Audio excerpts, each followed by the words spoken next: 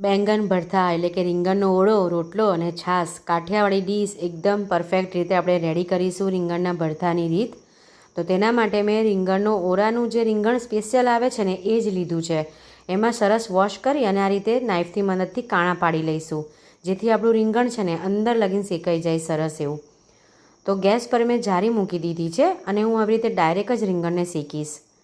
તો આ રીતે આપણે એકદમ ધીમા ગેસ પર આપણે રીંગણને શેકવાનું, બધી બાજુ આ રીતે ફેરવીને. તો કાણા પાડ્યા છે ને એટલે છેક અંદર સુધી આપણું સરસ શેકાઈ જશે, એટલે કે બફાઈ જશે, પરફેક્ટ આપણું બફાશે. નાઇફથી જોઈ લઈએ, તમે જોઈ શકો છો છેક અંદર સુધી આપણું નાઇફ જાય છે એટલે આપણું કમ્પ્લીટ બફાઈ ગયું છે રીંગણ.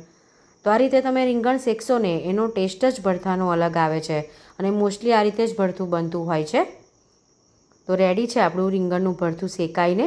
કુકરમાં તમે વિસલ મારીને પણ કરી શકો છો, પણ એના કરતાં આ ટેસ્ટ અલગ જ આવે છે. તો એકદમ રેસ્ટોરન્ટ સ્ટાઇલ આપણે બનાવવાના છે, એકદમ ઇઝી રીતથી.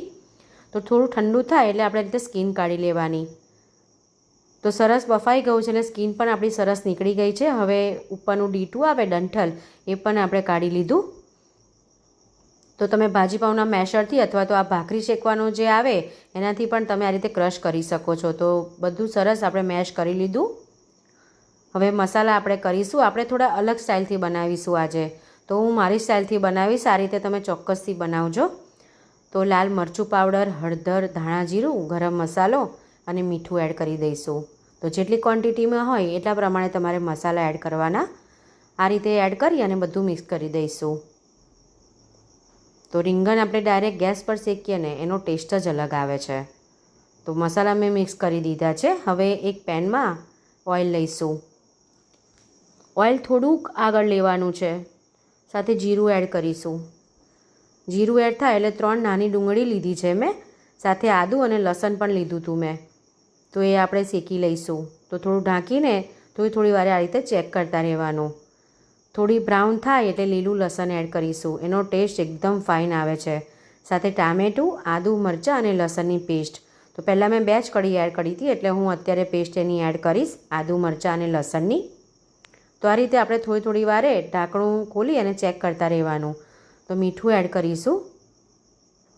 થોડું શેકાઈ જાય પછી મીઠું એડ કરવાનું છે.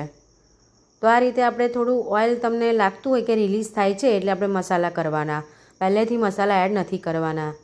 તો આ રીતે તમે મારા સ્ટાઇલથી કરશો ને તો એકદમ રેસ્ટોરન્ટ સ્ટાઇલ અને બધાને જ ઘરમાં બહુ ભાવશે એવું બનશે.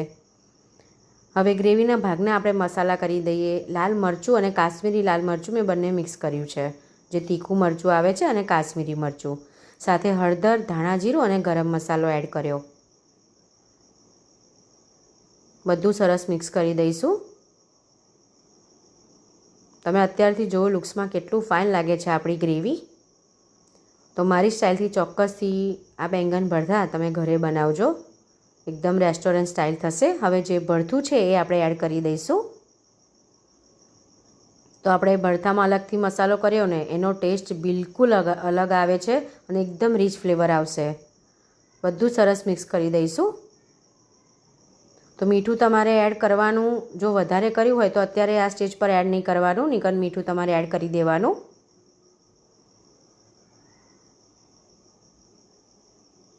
તો જોઈ શકો છો ગ્રેવી તમારી પરફેક્ટ શેકાઈ જવી જોઈએ. અને આ રીતે રીંગણનું ભરથું થાય એટલે સાઈડ પરથી ઓઇલ રિલીઝ થાય પછી જ આપણે રીંગણનું ભરથું કમ્પ્લીટ થયું કહેવાય, એટલે એ વાતનું ખાસ ધ્યાન રાખવાનું. ધાણા આપણે થોડા વધારે પ્રમાણમાં એડ કરીશું એટલે બહુ જ ફાઇન ટેસ્ટ આવશે અને દેખાવમાં પણ સરસ લાગશે. તો આ રીતે સાઈડમાં પણ મારું થોડું ઓઇલ રિલીઝ થઈ ગયું છે. એકદમ રેડી છે રેસ્ટોરન્ટ સ્ટાઇલ બેંગન ભરથા, રીંગણનું ભરથું કે રીંગણનો ઓરો, તમે જે કહો એ. તો લુક્સમાં જેટલું ફાઇન લાગે છે ને ખાવામાં એટલું જ ટેસ્ટી લાગે છે. તો મારી સ્ટાઇલથી એક વખત ચોક્કસથી ટ્રાય કરજો ફ્રેન્ડ્સ, બહુ જ મસ્ત થશે. સર્વ કરી દઈશું ડીશમાં. તેનું ટેક્સચર પણ તમે જોઈ શકો છો એકદમ પરફેક્ટ છે. તો સર્વ કરી લીધું છે અને એકદમ સરસ આપણું રેડી છે રીંગણનું ભરથું. તો જે રીંગણનું ભરથાના સ્પેશિયલ રીંગણ આવે ને એનું જ તમે બનાવજો, તો ટેસ્ટ એનો અલગ જ આવે છે. તો રેડી છે આપણું રીંગણનું ભરથું. તો ફ્રેન્ડ્સ, મારી રેસિપીસ ગમતી હોય તો મારી ચેનલને લાઇક, શેર અને સબસ્ક્રાઈબ જરૂરથી કરી લેજો. સાથે મારા સાસુએ રોટલા પણ બનાવી દીધા છે. રોટલા મને થોડા ઓછા આવડે છે એટલે સાસુ જ બનાવે છે. તો મારા મમ્મીએ રોટલા પણ બનાવી દીધા છે, તમે જોઈ શકો છો. તો રોટલો પણ આપણે સર્વ કરી દઈશું. આ વિન્ટરમાં તો આવું ગરમ ગરમ ખાવા મળે ને તો મજા આવે. તો રીંગણનો ઓરો સર્વ કરીશું. રોટલા ઉપર થોડું ઘી લગાવી દીધું છે. સાથે મૂળાને પણ મેં કટ કરી લીધા છે. આથેલું મરચું અને છાશ. બસ આપણી કાઠિયાવાડી ડીશ એકદમ રેડી છે. Thank you friends.